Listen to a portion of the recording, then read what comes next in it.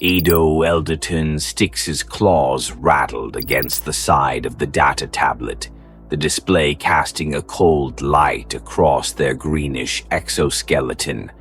Mandibles clicked involuntarily as they read the figures again, then again, and once more for certainty that never arrived. "This can't be right," they whispered to the small cluster of researchers gathered in the cramped, overheated prep room. "We ran the numbers again," said Zix, standing beside a long-dead pot of coffee substitute. Their voice buzzed flatly, emotion blunted by the weight of repetition. 12 times. 12. The tablet slipped from Ado's hands and clattered onto the table, a sharp metallic sound that seemed to echo louder than it should have. No one moved to pick it up. Outside the prep room, the main hall of the Galactic Geographic Conference was alive with motion and expectation. Through the reinforced window, they could see the audience filing in. Thousands of environmental bubbles hovering into position, each designed to house a delegate from a different world. There were beings composed of vapor, colonies of microscopic intelligences suspended in fluid, even a few that shimmered in and out of visible wavelengths. They were here for the 8,147th iteration of the conference, ready to celebrate, observe, and classify the newest habitable worlds. Zix tried not to look at them, tried not to imagine the backlash if they were wrong, tried not to think of their academic career erupting in real time like one of Earth's volcanoes. The prep room stank of stale air and unfiltered anxiety. Zix had been holding the same ceramic cup for hours, the blue liquid inside long since cooled to room temperature. Their species couldn't drink it, couldn't even metabolize human caffeine. Still, it felt comforting. Habit. A human habit. One they'd picked up during the 3-year deep dive into the planet that now hovered at the center of their nightmare. A soft chime rang from the overhead speaker. 5 minutes. "You don't have to go through with this," said Ado, voice low. "We could delay. Say the data needs refinement. Buy time to run the simulations again." "No." Zix straightened, tugging at the hem of their ceremonial robes with careful precision. Their compound eyes locked onto the door. "They need to know. The whole galaxy needs to know what we've found." Ado didn't speak again. The main hall had quieted. Thousands of beings floated, hovered, squatted, or pulsed in their bubbles, the air charged with anticipation. Some flashed bioluminescent greetings to colleagues. Others flared pheromones that mingled like a diplomatic stew. But the moment Zix emerged, robes flowing, claws clicking against the polished floor, the conversations began to fade. By the time they reached the stage, the room was silent. Zix took their position at the central podium, a flat black slab embedded with universal translator tech and presentation controls. Before them, the crowd stretched into the darkness, each row blinking, glowing, or vibrating with attention. A few watched via quantum lens from orbit. Others connected through hyperspace mirrors. Everyone was watching. Everyone was waiting. Zix took a breath, feeling the rush of recirculated air from the chamber's life support system. They loaded the first slide. A blue and white sphere appeared above the stage, suspended in midair, slowly rotating in silence. "This is Earth," Zix said, voice clear and even. "At first glance, it appears to be a standard life-bearing world, beautiful even. A ripple of agreement passed through the crowd, small pulses of color, approving murmurs, subtle shifts in ambient light. Zix continued. But after 3 years of comprehensive study and over 6 petabytes of multidisciplinary data, I can tell you with certainty, it is the most terrifying planet we have ever encountered. There was a pause, then laughter, small, dismissive, knowing. A methane bubble in the 3rd row shimmered with amusement. Someone somewhere clicked their flagella in jest. Zix expected this, planned for it. They moved to the next slide. The sphere zoomed inward, revealing a stretch of craggy mountains blanketed in snow. You may laugh, I understand.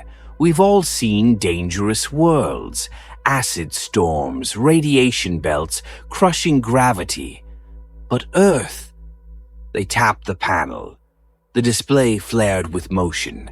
A burst of numbers, weather data, seismic activity, chemical breakdowns. Earth is something else entirely. Now the room began to shift. Color pulses stilled. Nervous fidgeting began in the 2nd row. Zix raised their hand, letting the silence settle before delivering the first cut.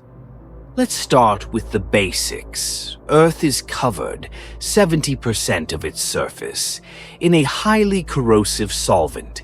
It's called water. It dissolves stone, erodes metal, carves canyons, and drowns everything that breathes air. The inhabitants rely on it. They swim in it. They drink it. Someone gagged. And that's not the worst part, Zix said, eyes scanning the crowd. The liquid is in constant motion, pulled by 2 celestial bodies. It strikes land in rhythmic surges they call waves. The slide changed. A serene coastline turned monstrous, the video showing a massive tsunami rearing up like a monster. Can flatten cities, entire regions, erase coastlines. Thousands die regularly. The crowd was quiet now, visibly rattled. And the land? Zix asked, rhetorical. The image panned across a verdant forest, then switched to a tectonic diagram. Is floating. Their planet's crust is divided into enormous plates. These crash into each other constantly. Mountains, formed from impact. Earthquakes, regular, predictable in their unpredictability. Civilization ending and frequent. The original mountain range appeared again. Beautiful, yes, but born of violence. Zix could see it now. Beings shifting uncomfortably, condensation clouds inside, bubbles forming faster than normal, whispers that weren't part of the translation grid. Someone near the back vibrated in distress. Zix tapped forward. The sky, puffy clouds, children playing in puddles, tornadoes devouring cities, lightning reducing forests to ash. Even their sky is deadly, Zix said. The same corrosive solvent that dominates their oceans also hangs in the air. It falls from clouds, sometimes frozen, sometimes in explosive gales. It tears apart buildings. Their own meteorological archives track over 2,000 such events every day. More murmurs. A crystalline ambassador emitted a sustained harmonic whine of panic. Zix pressed on. "Let me show you the volcanoes," they said, and the slide flared up into heat maps and sulfur plumes. Over 1,500, 500 active, cities built beside them. By choice. There was no laughter now, no more subtle glows or chemical reactions of amusement.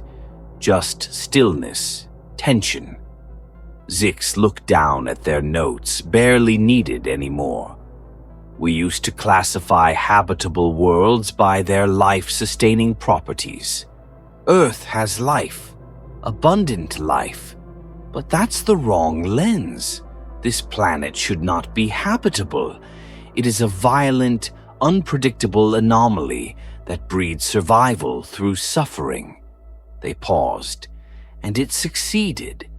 The next slide was ready.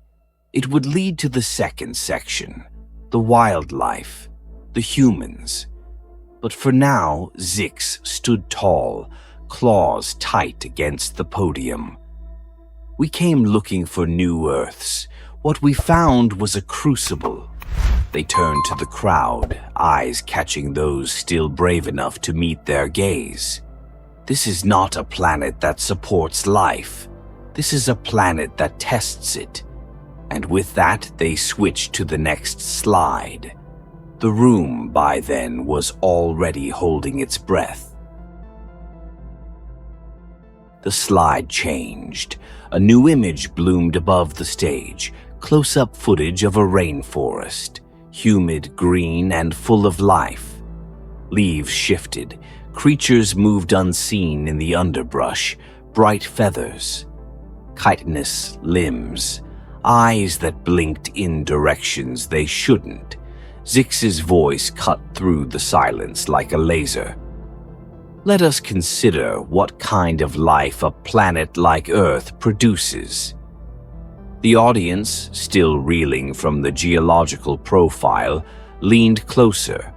Bubbles nudged forward in the darkened chamber. Most hadn't moved since the tsunami footage. Now they had no idea what to expect. The hologram zoomed in.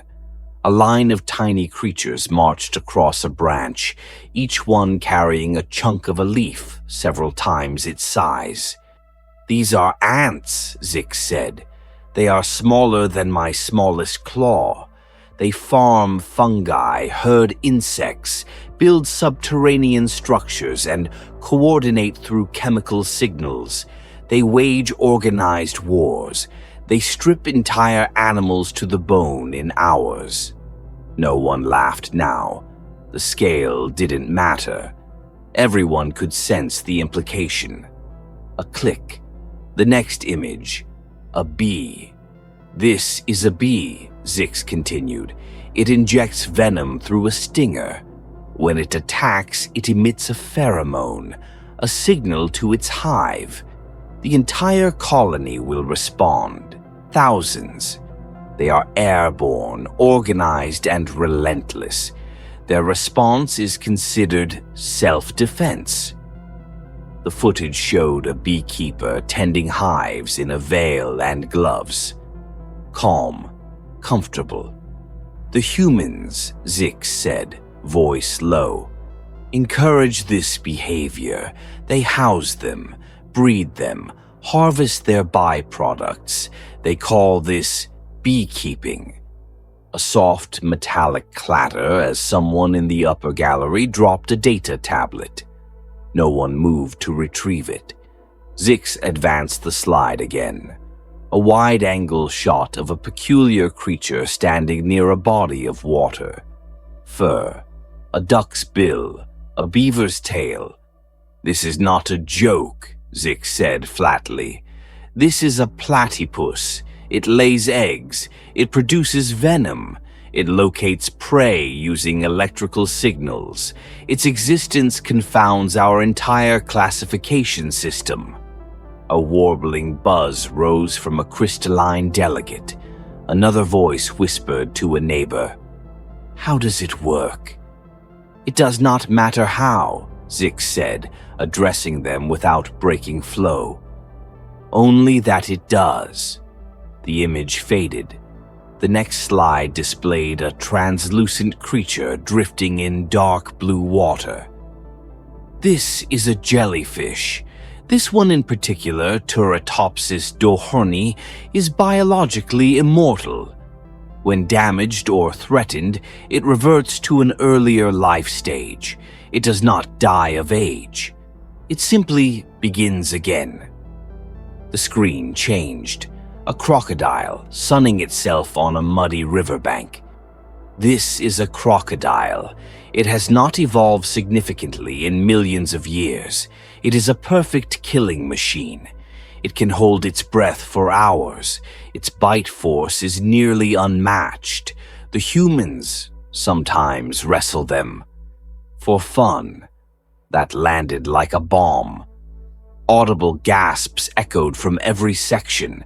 A being made entirely of fluid momentarily lost cohesion and reformed with a visible tremor.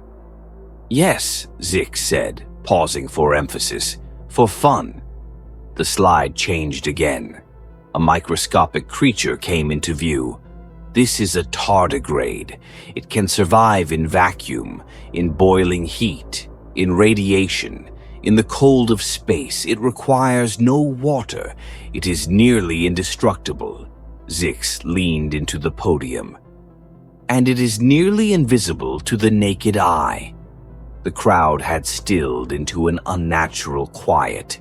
An ambient hum from life support systems filled the space like a heartbeat. Zix scanned the room. These are the products of Earth's environment. Creatures forged in constant competition, under constant threat. Survival here is not just difficult, it is creative. A click. A warm, peaceful image filled the air, an ordinary domestic space, a beam of sunlight. In the center, a cat. This is what humans call a pet. Zix's voice darkened. It is an obligate carnivore. It sees in the dark. It kills not for hunger, but for pleasure. It has retractable claws and unmatched agility. It will stalk, hunt, and attack without warning. The feline stretched lazily, then rolled onto its side to sleep. They adore them. Zix let the image linger before loading the next. These are humans. A full-body anatomical model rotated slowly, muscle and bone on display. By our metrics, they are soft, weak, skin tears easily, bones break. Their organs are unshielded. They require processed food. They have no claws, no venom, no armor. They are prey animals by every definition we have. A pause. And yet, Zix clicked to the next slide. Everything on Earth fears them. The next scene played in motion, a persistence hunt. A human jogged behind a fleeing antelope. Then another, then another. They did not stop. They moved with calm, even strides across blistering terrain. The prey ran, dodged, bolted, and kept looking back. It collapsed. They hunt by endurance. They do not ambush. They do not chase. They simply follow. They outlast. A chart appeared showing internal temperature regulation. They control body heat through evaporative cooling, sweating. This gives them stamina that outperforms nearly all other species on their planet. They can run for hours, days. The slide changed again. Medical imagery, fractures healing, scar tissue forming, redundant organs. When injured, they heal, sometimes stronger. They can lose entire organs and survive. They can survive poisoning, hypothermia, dehydration, and blunt trauma. They have survived space exposure. By accident. More murmurs now. No mockery, just tension. Their most dangerous weapon, Zix said, isn't physical, it's cognitive. New imagery, abstract patterns, neural activity, recognition tests. They see faces in clouds, shapes in shadows. Their minds seek patterns constantly. They can sense traps, spot inconsistencies, detect deception. They don't stop until they understand what's in front of them. The display shifted again. Human children. Their young are born vulnerable. Their skulls are unfinished. Their cognitive systems underdeveloped. But this makes them adaptable. They absorb language. They learn behaviors. Their brains grow based on their environment. Scenes of humans in the Arctic, rainforest, desert, underwater habitats. They can survive anywhere. If their environment is hostile, they alter it. Images of tools, spears, wheels, machines. They use tools, then build better tools, then build machines to build better tools. Their development is exponential. They went from stone blades to nuclear weapons in a fraction of their planetary history. Next slide. Missiles, drones, satellites. When their muscles could not throw far enough, they built projectiles. When those failed, they used combustion, then guidance systems, then orbit. Zix stopped speaking. The screen filled with flames, controlled burns, towering cities, underground tunnels, orbital structures. They control fire. They move rivers. They flatten mountains. They drain oceans and build new ones. They breed plants to be edible, animals to be loyal, diseases to be useful. They fight ice with heat, deserts with water, death with science. Zix leaned back, voice quiet now. This is not random. Earth made them this way, forced them to adapt or die.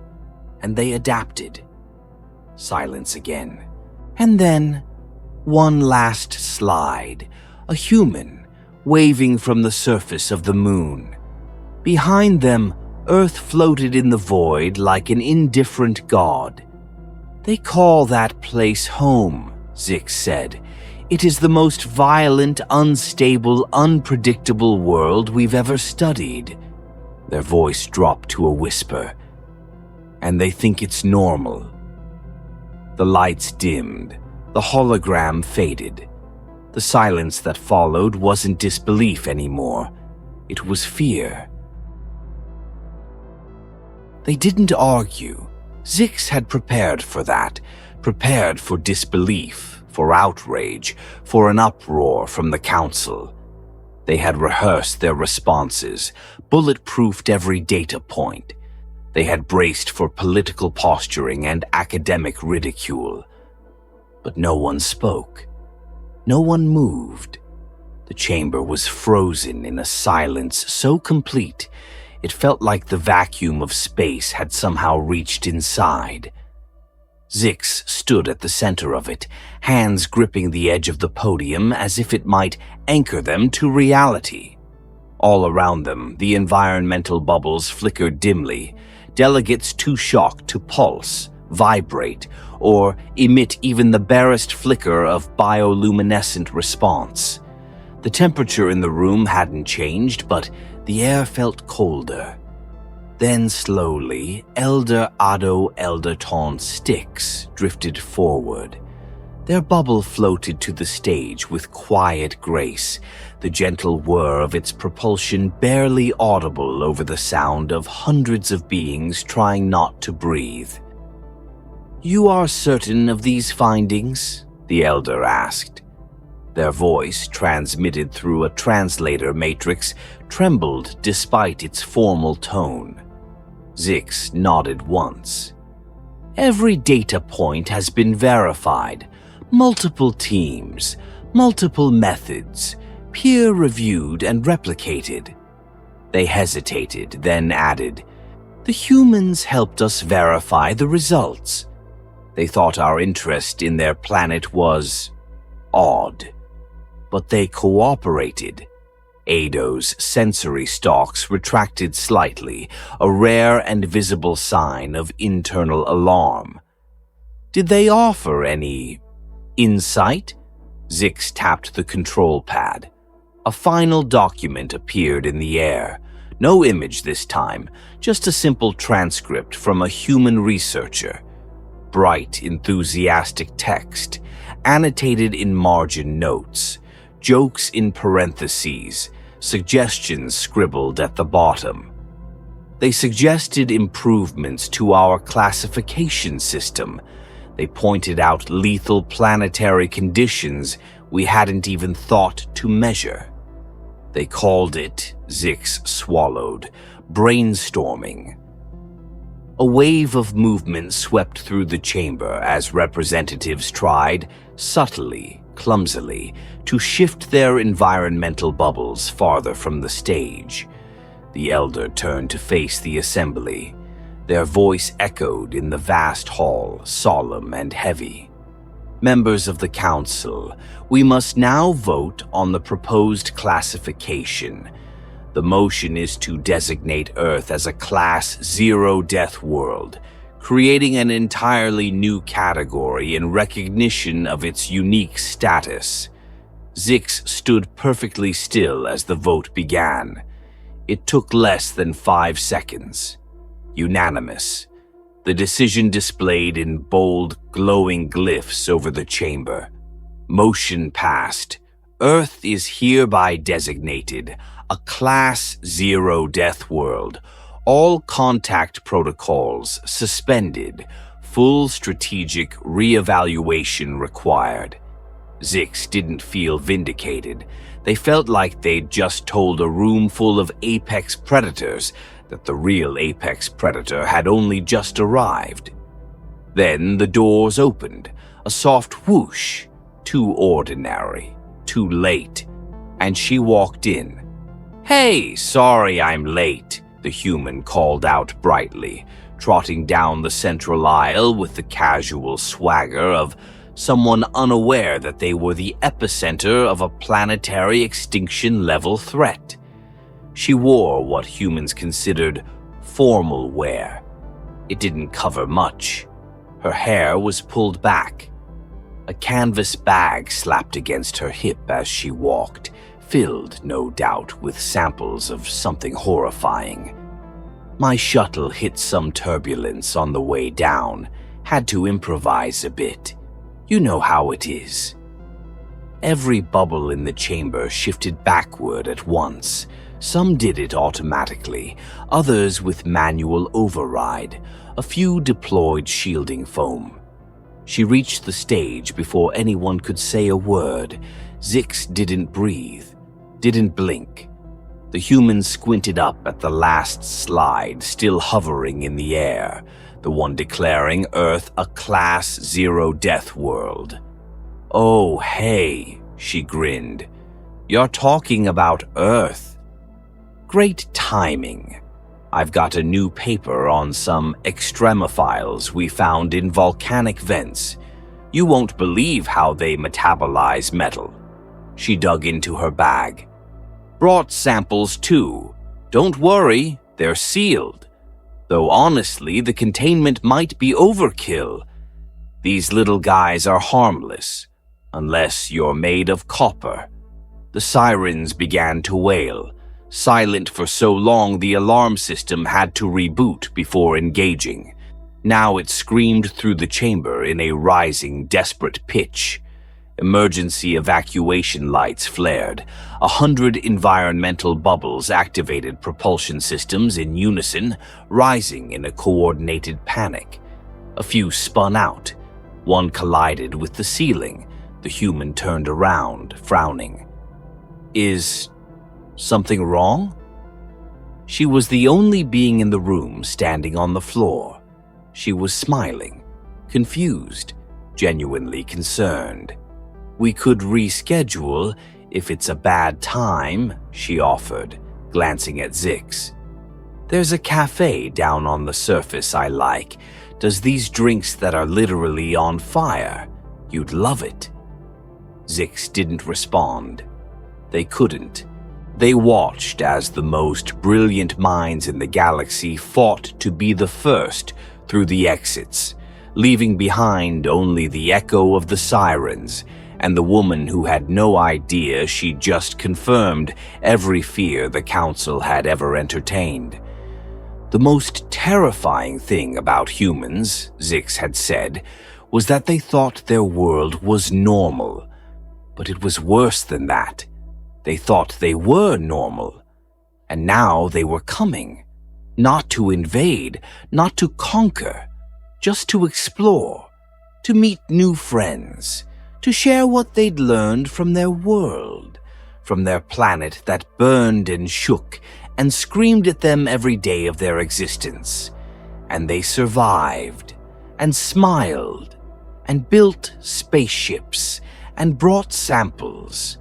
Zix stood there on the stage as the humans stepped forward, hand outstretched, hopeful and enthusiastic and burning with curiosity. It was, Zix realized, already too late. This wasn't just a warning. It was a beginning.